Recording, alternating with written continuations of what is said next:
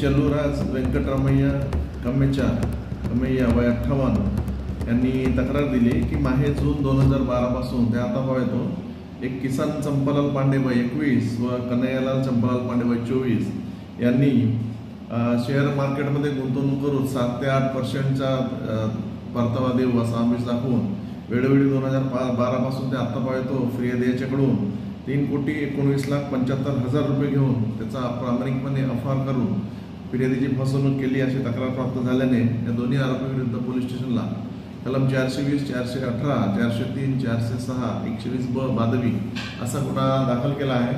दोन्ही आरोपीला अटक करण्यात आली आहे आणि पुढील तपास आमगाव पोलीस करीत आहेत।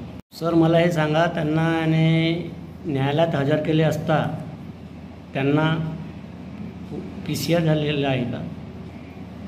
दोन्ही आरोपींना आज माननीय न्यायालयासमक्ष हजर केले असता माननीय न्यायालयाने पुढील तपासकामी आरोपींच्या 20/6/2024 पर्यंत PCR मंजूर केला आहे। पुढील तपास आमगाव पोलीस करेल।